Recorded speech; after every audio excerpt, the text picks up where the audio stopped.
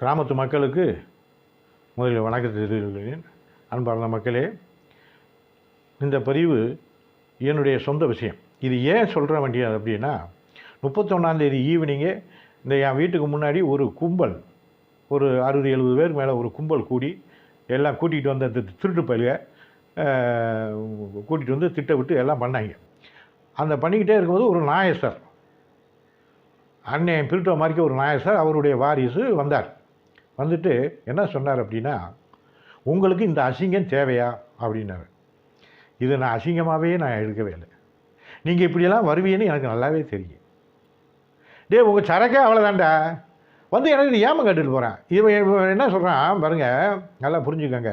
எங்கள் அப்பா உங்களுக்கு செஞ்ச உதவிக்கு நீங்கள் பண்ணின துரோகம்னு சொன்னேன். இந்த சப்ஜெக்ட் மட்டும் நம்ம பேசுவோம். அடுத்து நேரம் தான் போகிறோம். இவங்க அப்பா எனக்கு செஞ்ச நன்மைன்னு ஏதோ உதவின்னு சொல்கிறார்.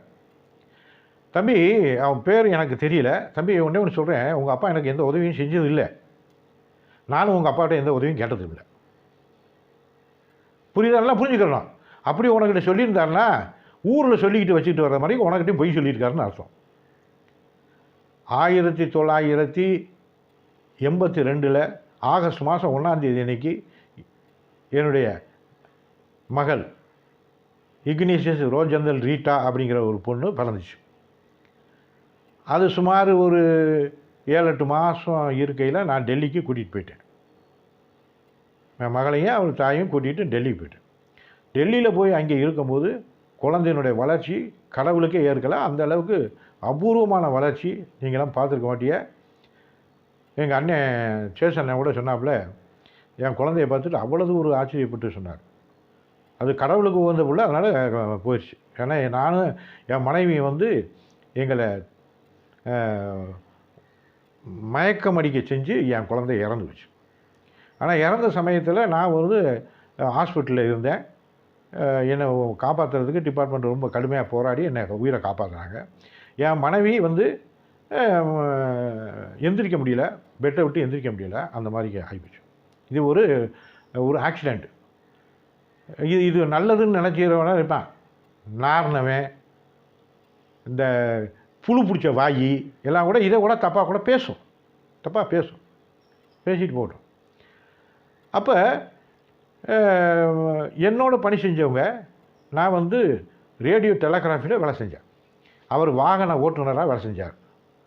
நான் ரேடியோ டெலகிராஃபியில் வேலை செஞ்ச என்னுடைய சக ஊழியர்கள் என்னோட எனக்கு வேண்டியதை செஞ்சாங்க. அதில் அண்ணன் பிரிட்டம் கூட வந்திருக்கலாம், எனக்கு அது தெரியல. வந்திருக்கலாம், பார்த்துருக்கலாமா. மற்றவங்க மாதிரி இந்த கேதான் கேட்டுட்டு போவாங்களா, அது மாதிரி போயிருக்கலாம். ஆனால் எனக்கு என்னுடைய சகாக்கள் நிறைய பேர் இருந்தாங்க. எனக்கு வேண்டிய உதவிகள்லாம் செஞ்சாங்க. அதுக்கு ஆர்சி சர்ச்சில் போய் வில்சன் அப்படிங்கிற ஒரு பையன், கன்னியாகுமரி பையன் தான், கடைசி வரலும் அருகாமையிலே இருந்து ஃபாதர்லாம் கூட்டிகிட்டு பெட்டியெல்லாம் வாங்கி அடக்கம் பண்ண போகும்போது அந்த குழந்தை பெட்டி வாங்கிட்டு வந்தாங்க. பெட்டிக்குள்ளே குழந்தை உள்ளே போகலை. ஏன்னா முழங்காலுக்கு கீழே உள்ளே நுழைய மாட்டேன்ச்சு. அப்புறம் 3 வயசு குழந்தையினுடைய பெட்டியை வாங்கிட்டு வந்து தான் சரியாக இருந்துச்சு அந்த குழந்தைக்கு. அப்போ எனக்கு ஒரு கனவு வருது. ஹாஸ்பிட்டலில் நான் இருக்கேன். கனவு வந்தோடனே என்னமோ என் குழந்தைக்கு என்னமோ ஒரு சம்பவம் மாதிரி எனக்கு வருது. நான் அந்த என் மேலே ஒரு 5-6 கம்பளிகளை போட்டு போத்தியிருக்காங்க. ட்ரிப்ஸ் எறிக்கிட்டு போத்திருக்காங்க. அந்த கம்பளியை நான் தூக்கி பார்க்குறேன். என்னுடைய சக ஊழியர்கள் பூரா பேர் என்னை சுற்றி நிற்கிறாங்க. அப்போ நான் கேட்டேன், என்னப்பா நான் எங்கே இருக்கிறேன் அப்படின்னா, ஒன்றும் இல்லை சார், உங்களுக்கு உடம்பு முடியல, அதனால் ஒரு இன்ஜெக்ஷன் போடுறதுக்காக கூப்பிட்டு வந்திருக்கேன் சார், வேறு ஒன்றும் இல்லை சார். இல்லை, என் பொண்ணுக்கு ஏதோ ஒரு மாதிரியாக தெரியுது, என் பொண்ணை நான் பார்க்கணும், நான் உடனே என்னை கூட்டிகிட்டு போங்க, நான் பொண்ணை பார்க்கணும், ஏதோ என் பொண்ணு ஞாபகமாக வந்துக்கிட்டே இருக்குது அப்படின்னு சொன்னேன். இல்லை சார், கொஞ்சம் பொறுமை சார், டாக்டர்கிட்ட கேட்டு வரோம் சார். போய் டாக்டர் கேட்டு வராங்க. அவங்க, நீங்கள் டிஸ்சார்ஜ் பண்ண முடியாது, நீங்கள் ஆளை கூட்டிகிட்டு போங்க, கூட்டிகிட்டு போய்ட்டு திரும்ப கூட்டிகிட்டு அட்மிட் பண்ணுங்க. நான் ஆனால் ஹாஸ்பிட்டலுக்கும் நான் இருந்த வீட்டுக்கும் ஒரு அரை பரலாங்கு கூட இருக்காது. இருக்காதுன்னா நம்ம என் வீட்டிலேருந்து சேசி வீடு மட்டும் தூரம் கூட இருக்காதுன்னு வைங்களேன். இவ்வளோ தான் ஹாஸ்பிட்டல் டிஸ்டன்ஸ். டெல்லி விஜயநகரில். அப்போ என்னை வண்டியில் வச்சு என்னை கூட்டிகிட்டு என் வீட்டுக்கு போயிட்டாங்க. என் வீட்டில் போனோடனே என் பொண்ணை பெட்டியில் வச்சு ஃபாதர் மந்திரிச்சிட்டு இருக்கார். இந்த மந்திரிச்சுக்கிட்டு இருந்தது எனக்கு கனவுல தோண்டி தான் நான் என் பிள்ளைய பார்த்தே தீரணும்னு ஒரே அடம் பிடிக்கிறேன். அப்போ அங்கே போனோன்னே எனக்கு சகிக்கலை. எனக்கு ஒன்றும் நிறைய என்னால் நடக்க முடியல, ஒன்றும் பண்ண முடியல. அப்புறம் எல்லாம் முடிஞ்சிட்டு அந்த விஜயநகரி கல்லறைக்கு தான் கொண்டுட்டு போகிறாங்க. இப்போலாம் அண்ணன் திருட்டு இருந்திருக்கலாம், நான் இல்லைன்னா அதெல்லாம் அபாண்டமாக எதையும் நான் சொல்லலை, இருந்திருக்கலாம். நான் என்னை தூக்கி வச்சு என்னை ஒரு வண்டியில் வச்சு தான் என்னை கூட்டிகிட்டு போனாங்க. அவங்கள என் குழந்தைய பெட்டியில் வச்சு தூக்கிட்டு போனாங்க, என்னை காரில் வச்சு கூட்டிகிட்டு போனாங்க. கூட்டிகிட்டு போய் அடக்கம் பண்ண இன்றைக்கி நான் அந்த கல்லறையை கட்டி வச்சுருக்கேன். மார்பிளில் கட்டடம் கட்டி அந்த ஃபோட்டோ கூட இருக்குது, கட்டி வச்சுருக்கேன். இப்போவும் வரலாம் அது பிறந்த நாளைக்கு, அது இறந்த நாள் ஜனவரி மாதம் 17ஆம் தேதி நைட்டுக்கு இறந்துச்சு. 18ஆம் தேதி அடக்கம் பண்ணோம். அந்த நாளுக்கு நான் எங்கே இருந்தாவது அங்கே நம்ம இருக்க ஆளை சொல்லி போய் மாலையெல்லாம் போட்டு மெழுகுவர்த்தி ஏற்றுறதுக்கெல்லாம் நான் அப்பப்போ சொல்லி அது செஞ்சுக்கிட்டு தான் இருக்கான். அதுக்கு பிற்பாடு நான் வேணும்னே ஒரு டியூட்டியை வாங்கியே நான் டெல்லிக்கு போனேன். டெல்லிக்கு போய் கல்லறையை பார்த்து கழுவி எல்லாம் பண்ணிவிட்டு ஜம்லாம் வேண்டிட்டு வந்தேன். அது ஒரு விஷயம். இப்போ இந்த காலகட்டத்தில் என்னால் அங்கே இருக்க முடியல, குழந்தைய இழந்துட்டு என்னால் அங்கே இருக்க முடியல. அந்த சமயத்தில் பாருங்கள், ஒரு உண்மையான சம்பவத்தை நான் சொல்லணும். அந்த சமயத்தில் என் மனைவி குழந்தைக்கு 8 மாதம் ஆயிருக்கையில் என் மனைவி கன்சீவ் ஆகிட்டான் திரும்ப. அப்போ கன்சீவ் ஆனோடனே நான் வந்து என்னென்னு இந்த குழந்தைய வச்சுக்கிட்டு இங்கே ஒரு வசதி வாய்ப்புகள் இல்லாமல் இருக்கமே, ஆள் தொழில் இல்லாமல் இருக்கவேன்னு அபாலிஷ் பண்ணிட்டேன். அபாலிஷ் பண்ண பிற்பாடு நான் என்ன பண்ணேன், இந்த குழந்தை இறந்து போச்சு. அப்போ 2 உயிர் போச்சு. சரி அப்படின்னு சொல்லிட்டு திரும்ப நான் ஊருக்கு போகணும் அப்படின்னு சொல்லிட்டு என்னுடைய அதிகாரிகள்கிட்ட நான் சொல்கிறேன். சரி கொஞ்சம் பொறுங்கன்னு சொல்லிட்டு தினந்தோறும் என்னுடைய ஆளுகள் வந்து எனக்கு பாதுகாப்பு கொடுப்பாங்க, தைரியம் சொல்லுவாங்க, எனக்கு வேண்டிய வசதியெல்லாம் பண்ணிக்கிட்டு இருந்தாங்க. டிபார்ட்மெண்ட்டில் நல்லா செஞ்சாங்க, அதெல்லாம் மறக்க முடியாது. அப்போ அண்ணன் பிரிட்டோ கூட வந்துருக்கலாம், எனக்கு அது வளர்றது ஞாபகம் இல்லை. அப்போ என்னுடைய அதிகாரி வந்து எனக்கு டிக்கெட்லாம் போட்டாங்க. எனக்கு துணைக்கு ஒரு வர்றாருன்னா அவருக்கும் டிக்கெட்லாம் போட்டாங்க, கவர்மெண்ட் செலவில். எங்கே மெட்ராஸ் வரலாம். அப்போ யார் வர்றாருன்னு சொல்லிட்டு அப்புறம் உங்கள் ஊருக்காரர் தான் பிரிட்டோ வர்றாரு அப்படின்னு சொல்லுவாங்க. ஓ சரி, ரொம்ப சந்தோஷப்பட்டேன். பிரிட்டோ வர்றாரு. மெட்ராஸ் வரலாம் அரசாங்க செலவில் வந்தோம். மெட்ராஸ்லேருந்து ஊருக்கு என் சொந்த செலவில் அவரையும் கூட்டிகிட்டு வந்தேன். நல்ல மக்கள் எல்லோரும் புரிஞ்சுக்கோங்க. அவருக்கான செலவு பூராத்தையும் என் சொந்த செலவில் தான் போட்டு வந்தேன், கூட்டிகிட்டு வந்தேன்.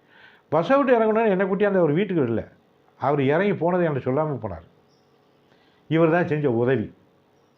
அவன் வந்து கேட்டுட்டு போகிறான் என்கிட்ட, எங்கள் அப்பா செஞ்ச உதவின்னு.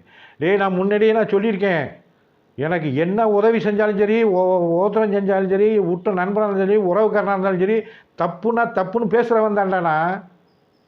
தப்புன்னு பேசுகிறவன் யாரும் தூக்கி வச்சு போய்கிட்டே இருப்பேன். நல்லா புரிஞ்சுக்க.